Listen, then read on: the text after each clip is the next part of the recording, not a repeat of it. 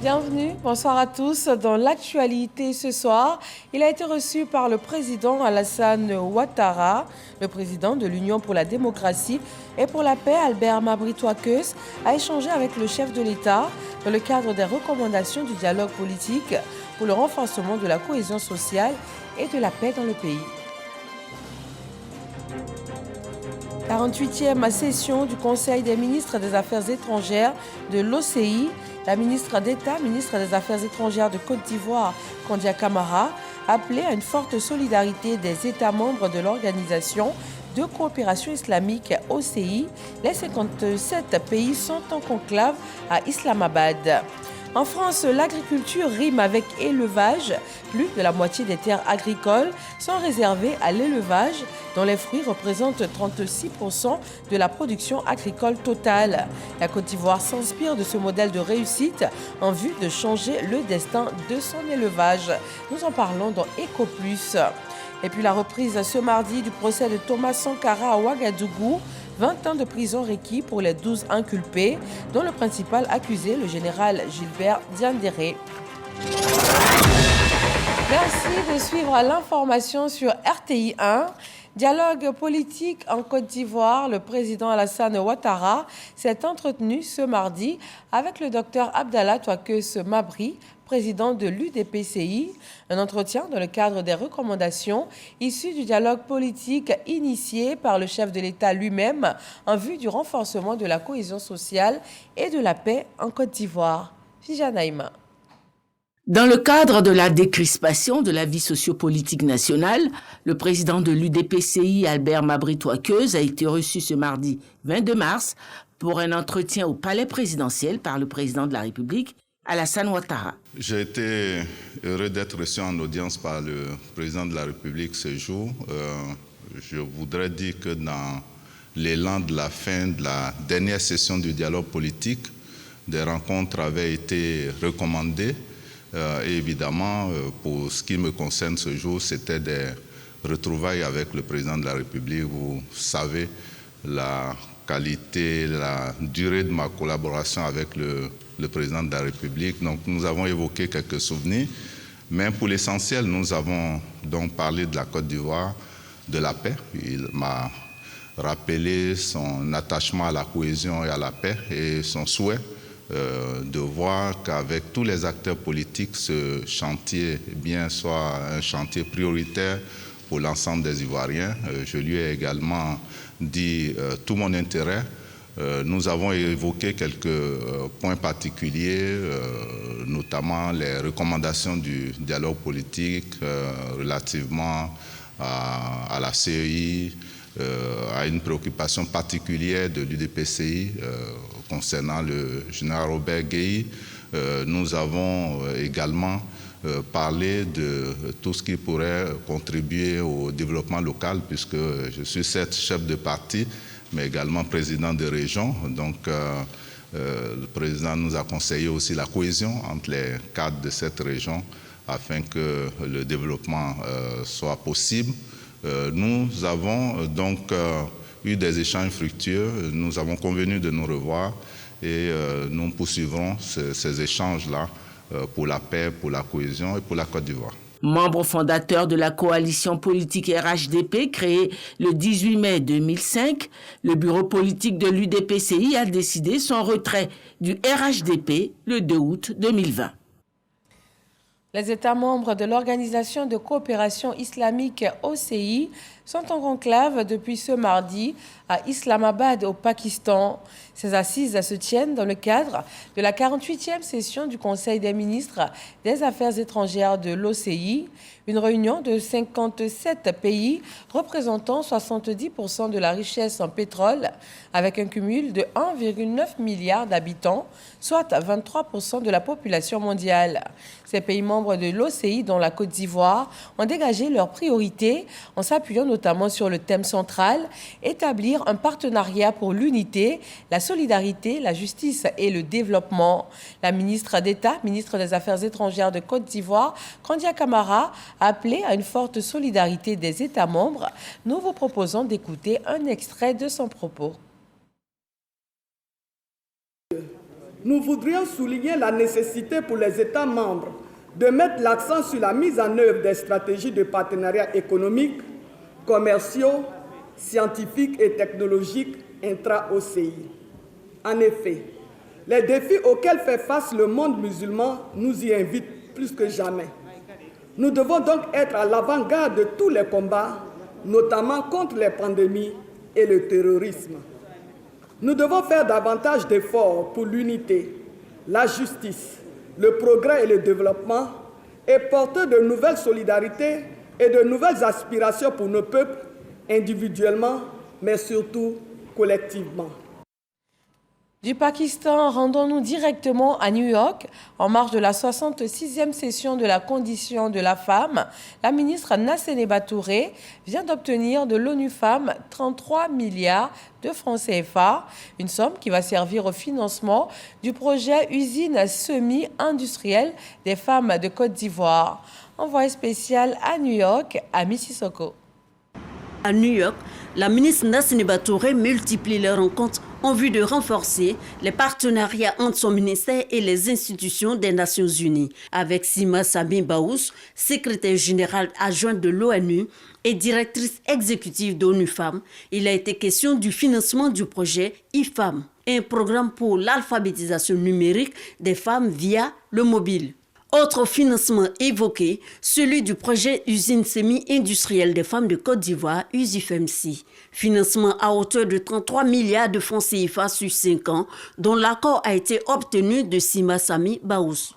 Avec le directeur des programmes de l'UNICEF, Sanjay Wijesekera, les échanges ont porté entre autres sur l'appui technique et financier des services et structures de prévention des violences, exploitation et pratiques néfastes faites aux enfants, le renforcement des capacités des acteurs et des familles pour une meilleure connaissance des lois, des services et des procédures de protection des enfants.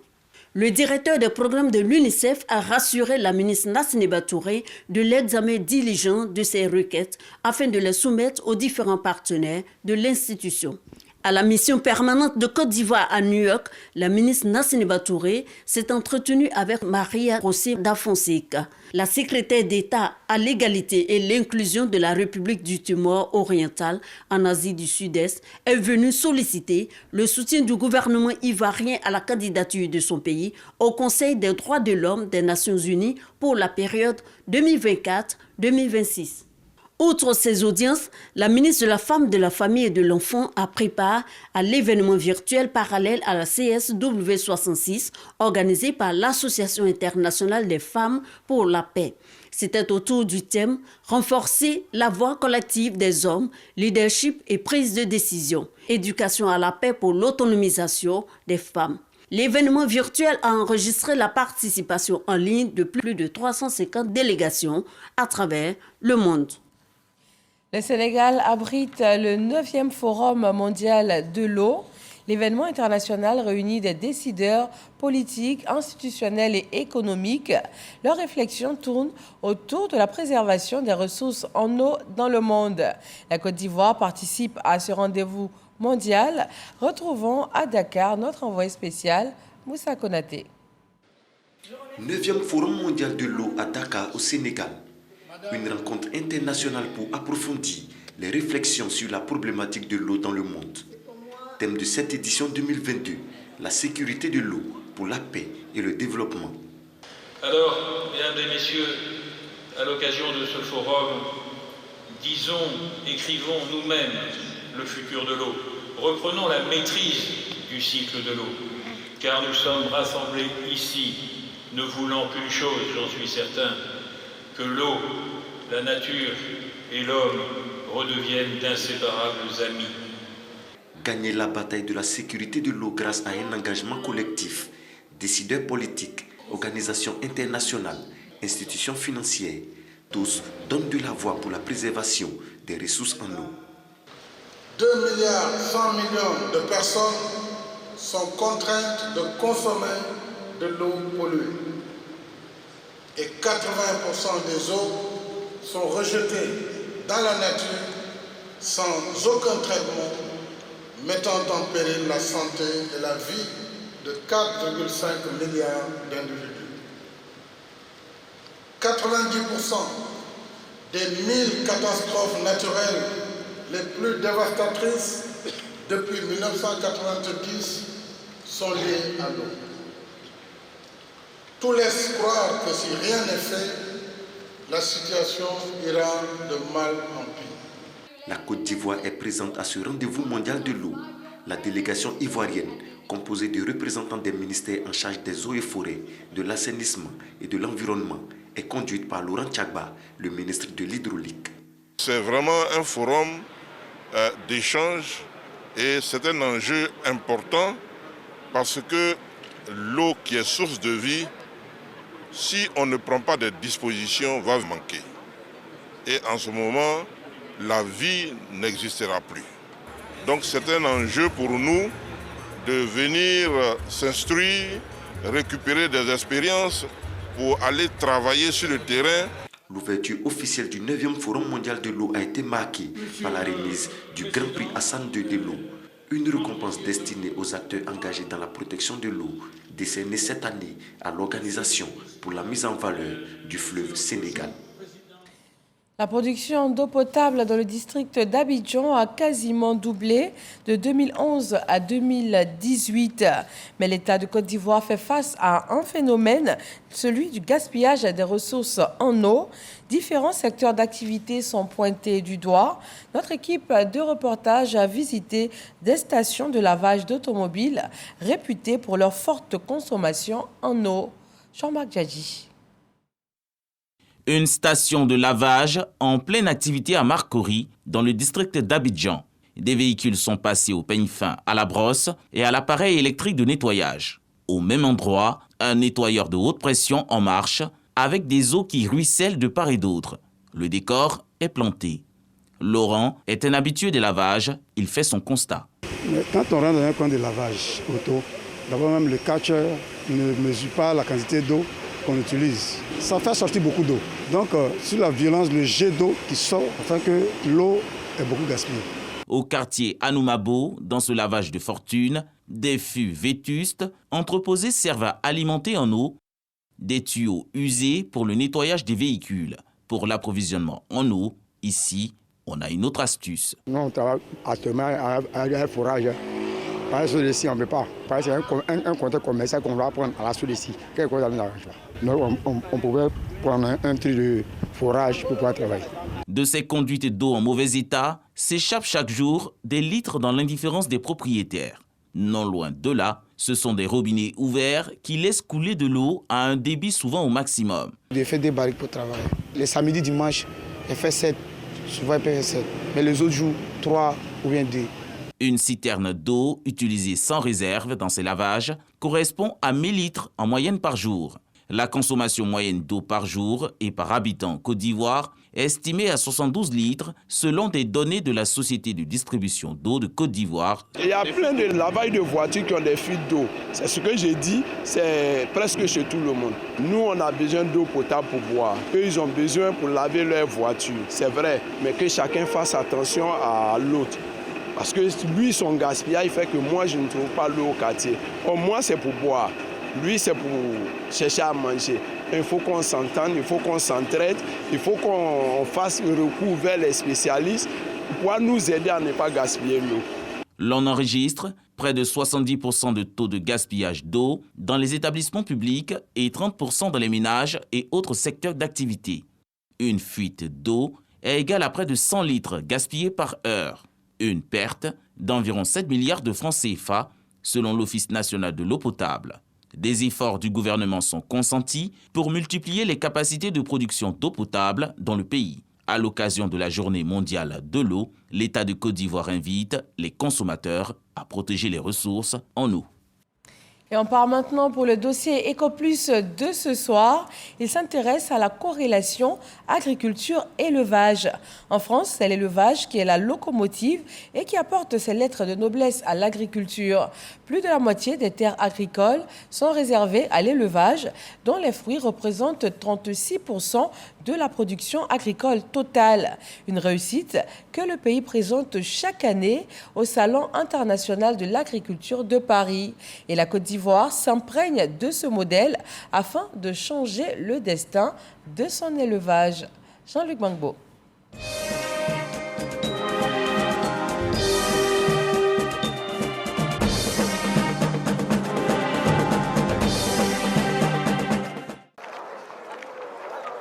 Des animaux à admirer, des produits à savourer, des éleveurs et producteurs à rencontrer. La 58e édition du Salon international de l'agriculture de Paris n'aura pas dérogé à la règle. Le parc des expositions, à la porte de Versailles, a été la plus grande ferme de France pendant une dizaine de jours. L'élevage et ses dérivés, les principales attractions. Comme Neige, l'égérie du salon. Cette vache de la race Abondance et son éleveur ont été la star et le visage du salon de l'agriculture. Les races sont choisies par le salon. Chaque année, il y a une nouvelle race qui est choisie. Ensuite, la race choisit un éleveur. Comme c'est le cas depuis plusieurs éditions, c'est l'élevage qui est mis en avant au cours de cet événement. En étant vache égérie du salon, je suis aussi le porte-parole de tous les agriculteurs de la France. Cette représentativité de l'élevage au Salon de l'agriculture de Paris témoigne de la place qu'occupe ce secteur dans le pays. Avec 146 000 km², les terres dédiées à l'élevage bovin, ovin et caprin représentent près de la moitié de la surface agricole nationale. La France détient ainsi le premier cheptel de l'Union européenne. Un succès derrière lequel se cache une histoire et une volonté politique. L'industrialisation dans les années 50, 60, 70, 80 a été un problème pour nos races. Parce qu'on a tous voulu aller sur des races faciles à adapter, qu'on pouvait concentrer, qui avaient plus de marketing. Et on a négligé un petit peu, on a laissé tomber certaines races petites qui étaient bien adaptées à certains écosystèmes. Et a été mis en place par le ministère de l'Agriculture dans les années 80 un programme de sauvegarde des petites races qui existe toujours. Ce qui fait qu'aujourd'hui, on a sauvegardé presque une quinzaine de petites races françaises et on a fait la même chose dans les chèvres et on fait la même chose dans le mouton. Entre autres races bovines qui font aujourd'hui le succès de l'élevage français, Holstein, Aubrac, Limousine, Abondance, Montbéliarde et surtout Charolaise, omniprésente au Salon de Paris. C'est la première race en France et dans le monde. C'est une race à viande très rustique qui s'adapte partout dans les pays chauds et les pays froids. En France, l'échelle des fermes est plus familiale. L'agriculture reste en grande partie un métier qui se transmet de père en fils.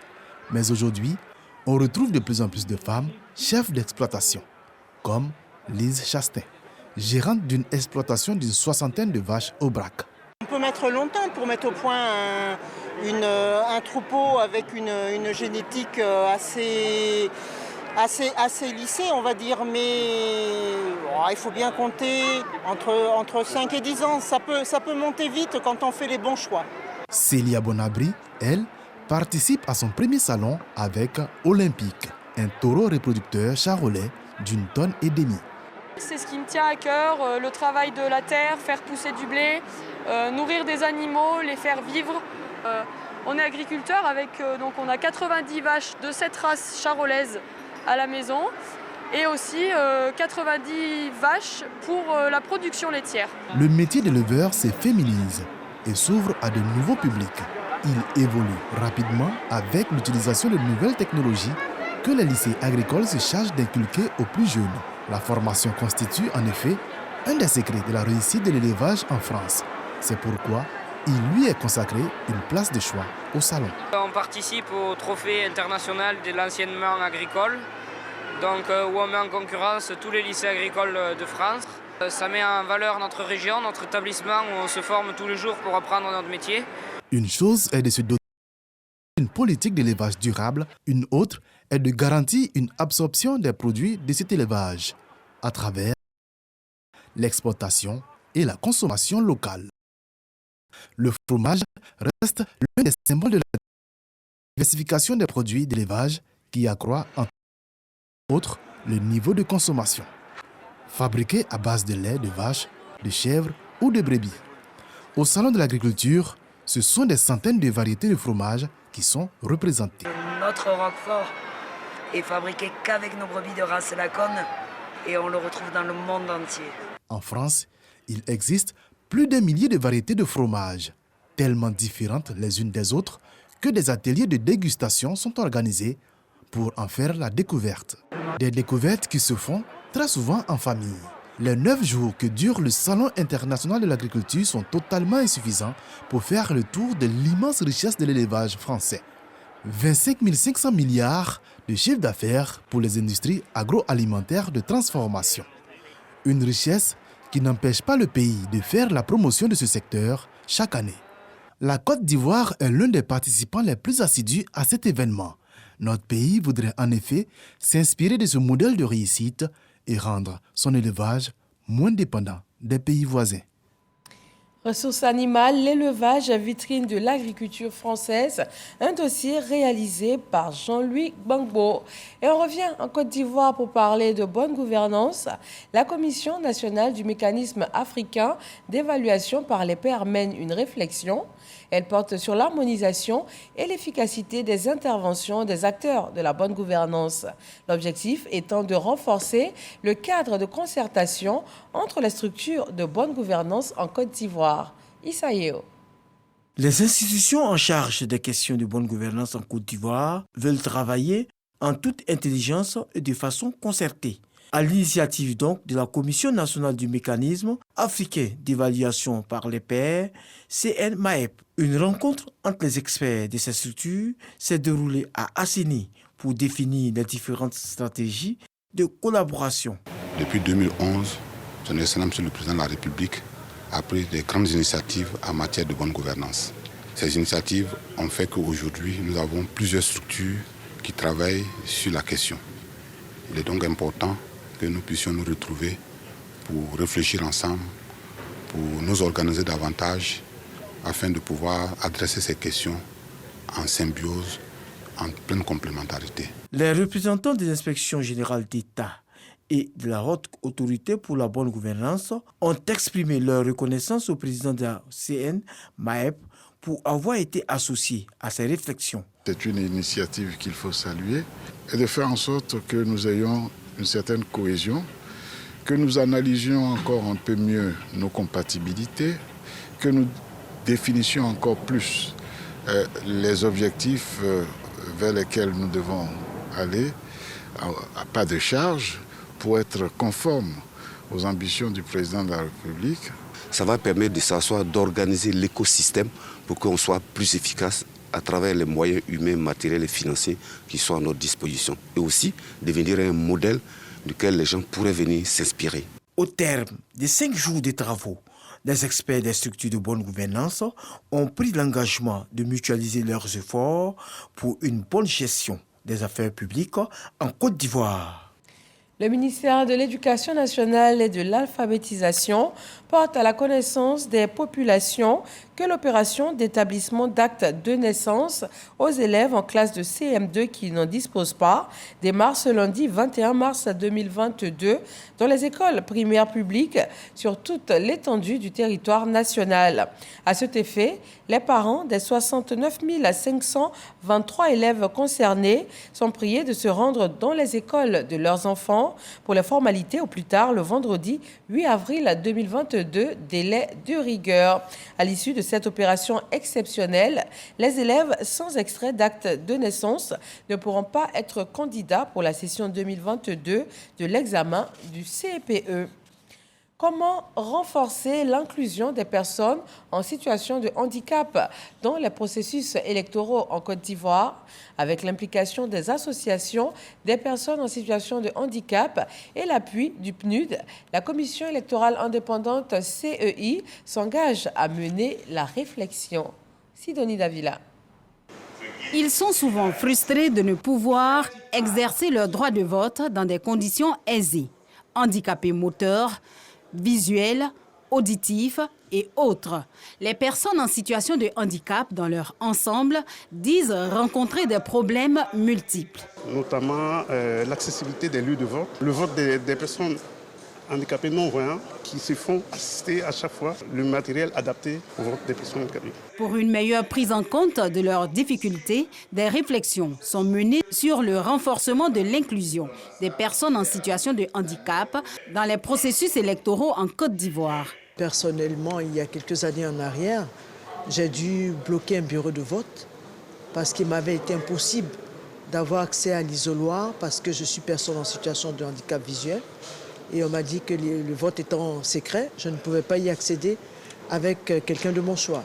Et donc je me sens vraiment satisfaite qu'on ait été entendu et que notre droit de personne citoyenne aussi soit pris en compte. Une joie que partage la tutelle. Le ministre Adama Kamara incite les associations des handicapés à parler d'une seule voix. Si vous êtes unis, vous serez forts. En initiant cette rencontre, vous facilitez ainsi l'accès de façon concrète des personnes handicapées au processus électoral, faisant montre de votre intérêt de les voir jouir de leurs droits en tant que citoyens aptes à contribuer au développement de notre pays. À travers cet atelier qu'elle organise avec le soutien du PNUD, la Commission électorale indépendante CEI s'engage à promouvoir la participation inclusive des personnes handicapées aux processus électoraux. Venons nous asseoir. Expliquez-nous ce qui est votre problème. Et ensemble, nous allons en tenir compte pour ce qui est faisable. Nous allons voir ce qui est à prendre en compte pour faire des propositions au gouvernement en matière électorale vous concernant. Et puis ensuite, examiner les modalités pratiques d'exécution de ce que vous souhaitez.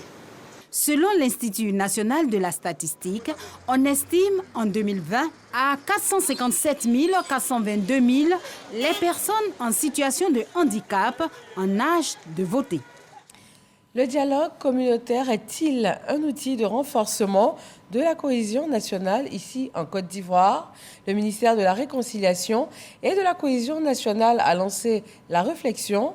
Une rencontre avec les responsables communautaires, les populations et l'appui du Centre suisse pour le dialogue a permis de plancher sur la question et aussi sur celle de la prévention des conflits communautaires.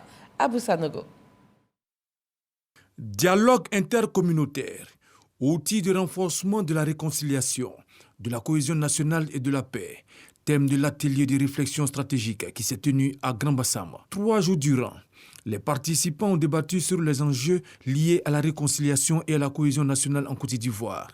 Il s'est agi de façon spécifique d'identifier les défis liés au dialogue communautaire, à la paix, à la réconciliation et à la cohésion nationale. Et cette rencontre, organisée par le ministère de la Réconciliation et de la Cohésion nationale, a bénéficié de l'appui du Centre suisse pour le dialogue humanitaire. Ce que nous avons appris, c'est que notre méthodologie de prévention et de gestion des conflits locaux que nous avons développée au Sahel et ailleurs en Afrique francophone pourrait être profitable ici en Côte d'Ivoire et nous nous réjouissons de réfléchir avec monsieur le ministre sur les suites d'une collaboration pour œuvrer à la paix en Côte d'Ivoire ensemble. Il faut donc un temps pour réfléchir, mais il y a aussi un temps pour agir. Nous avons réfléchi, on a identifié les éléments sur lesquels on va travailler. Maintenant, nous allons passer au deuxième temps, le temps de l'action. Parce que la Côte d'Ivoire a beaucoup de défis pour lesquels il y a peu de temps à perdre. Les participants à cet atelier étaient constitués essentiellement du corps préfectoral, de la société civile, de la chefferie traditionnelle, des jeunes, des femmes, des mouvements associatifs et des guides religieux. Dans l'Aliébi-Tiassa, plusieurs villages se sont réunis afin de faire le point des projets de développement qui ont été exécutés dans leurs différentes localités. Les populations se félicitent notamment pour les avancées en matière d'adduction en eau potable et en électrification. Elles ont rendu hommage au gouvernement et au chef de l'État, sans oublier de soumettre à des doléances pour encore améliorer leurs conditions de vie. Godfrey Okambawa. Bitumage du tronçon desservant les villages de Yapopa, Yapoga, Petit Yapo et Grand Yapo en 2021. La réalisation de ce projet structurant, après l'électrification des 4 villages et l'accès à l'eau potable à Grand Yapo, les populations de l'Aliébi-Tiassa ont tenu à manifester leur gratitude au président de la République. Le goudron n'est que le début du développement. Et vous avez visité le village, tout le village est pratiquement bitumé. Et nous disons encore merci au président de la République pour cela. Les populations de Yapokpa, Yapoga et Petit Yapo attendent patiemment l'eau courante. Les travaux de canalisation sont en cours, ce qui annonce plusieurs autres réalisations dans toute la région de l'Agnébi-Tiassa. La région de l'Agnébi-Tiassa a compris que le chef de l'État fait un bon travail à la tête du pays et que eux qui se croyaient oubliés, ils sont dans le cœur et la préoccupation du chef de l'État. Ils ont égrené toutes les réalisations de cette localité, mais je pense que c'est un peu partout, que ce soit ici, dans les autres cantons, on bénéficie vraiment d'importants investissements. Ils veulent sceller un nouveau mariage avec le chef de l'État et se mettre à sa disposition. Apporter l'eau potable et l'électricité à tous les villages de plus de 500 âmes, telle est l'ambition du chef de l'État. Les populations l'ont si bien compris qu'elles ont décidé d'accompagner le président Alassane Ouattara et son gouvernement dans ce vaste projet de développement de la Côte d'Ivoire. Dernier point de ce journal, le Burkina Faso. Les plaidoiries ont repris dans le procès des assassins présumés de Thomas Sankara. Aujourd'hui, à Ouagadougou, les avocats des accusés ont pris la parole après 3 semaines. 20 ans de prison requis pour les 12 inculpés, dont le principal accusé, le général Gilbert Diendéré. Les plaidoiries ont commencé avec les avocats des médecins qui sont accusés d'avoir donné un faux certificat de décès sur les causes de la mort de Thomas Sankara. Elles vont se poursuivre toute la semaine jusqu'à vendredi. À suivre tout de suite après ce journal sur RTI 1, le débat politique. Fatim Djedje et ses invités s'intéressent ce soir au coup d'État en Afrique. Merci donc de rester avec nous sur RTI 1. Bonsoir.